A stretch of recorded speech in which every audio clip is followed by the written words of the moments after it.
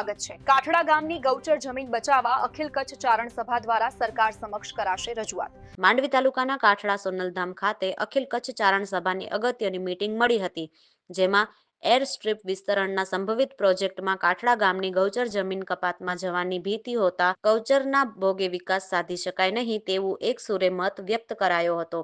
અખિલ કચ્છ ચારણ સભાના પ્રમુખ દેવરાજભાઈ ગઢવીએ સમાજ વતી વડાપ્રધાન અને રાજ્ય સરકાર, કેન્દ્ર સરકારને પણ આ બાબતે રજૂઆતો કરવામાં આવશે અને સુપ્રીમ કોર્ટના આદેશને પડકારવામાં કન્સલ્ટ રાખવામાં આવશે અને કાઠડા ગામની ખૂબ મૂલ્યવાન ગૌચર જમીનને બચાવી શકાય તે માટે મંત્રાલયને પણ યોગ્ય રજૂઆતો થશે તેમ જણાવ્યું હતું। સમાજના પૂર્વ પ્રમુખ વિજયભાઈ ગઢવીએ ગાયોના સંવર્ધન માટે ગૌચર ખૂબ જ મહત્વની છે, ત્યારે સરકારે પણ આ બાબતે વિચારણા કરી યોગ્ય પગલાં લેવા જોઈએ અને ચારણ સમાજે એકજૂટ થઈ કાઠડા ગામની ગૌચર જમીન બચાવવા માટે યથાર્થ પ્રયત્નો કરવા હાકલ કરી હતી। એડવોકેટ દેવરાજભાઈ ગઢવીએ જરૂરી કાયદાકીય માર્ગદર્શન માટેની તત્પરતા દર્શાવી હતી। મહેન્દ્રભાઈ ગઢવી ભુજપુરે ગૌચર બચશે તો જ ગાયો અને પશુધન બચશે અને તેના દ્વારા જ માનવીનો સંવર્ધન થઈ શકશે, જેથી ગામે ગામ ગૌચરની વિકટ સમસ્યા જે ઉદ્ભવી છે તેના માટે સરકારે માનવીય અભિગમ દર્શાવી લોકહિતમાં નિર્ણય લેવો જોઈએ એવો મત વ્યક્ત કર્યો હતો।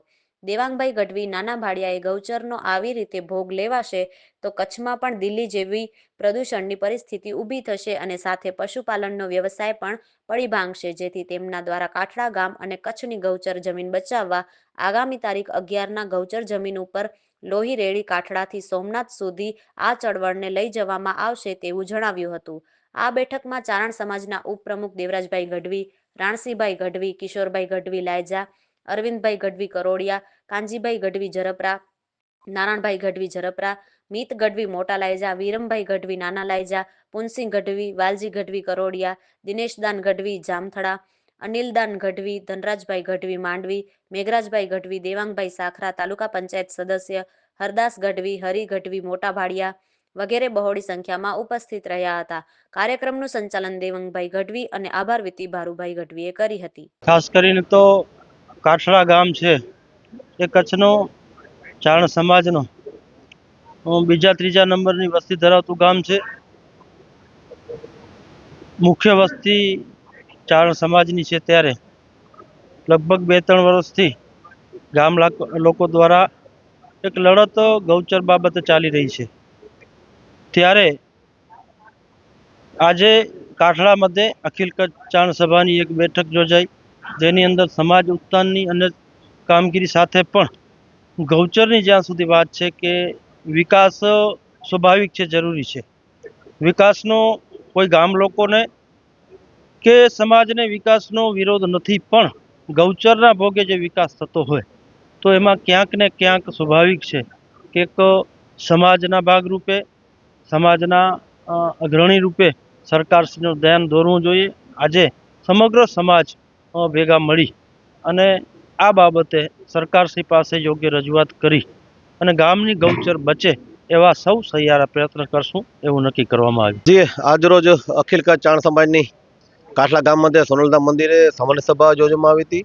મુખ્ય મુદ્દો એ હતો કે કાઠલા ગામની જે ગૌચર જમીન છે ફળદ્રુપ, એ ગૌચર જમીન બચાવવા માટે અખિલ કચ્છ ચારણ સમાજ પણ જોડાય છે સાથે, અને આવનારા સમયમાં અખિલ કચ્છ ચારણ સમાજના માધ્યમથી ગુજરાત સરકારને પણ જ્યાં લાગશે રજૂઆત કરવા માટે રજૂઆત કરવામાં આવશે, ભારત સરકારને પણ રજૂઆત કરવામાં આવશે।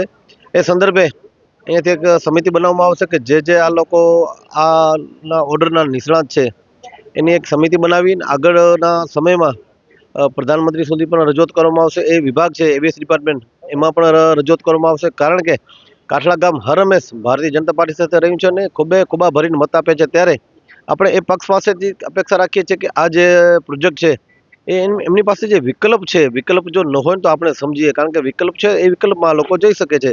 અને તમે પણ સમજી શકો છો કે પ્લેનમાં બેસવાવાળો માણસ કોઈ મજૂર માણસ નહીં હોય। પ્લેનમાં બેસવાવાળો માણસ જે હશે એ 5-10 લાખ 25 લાખની ગાડીમાં પણ 50 થી 100 કિલોમીટર દૂર જઈ શકશે।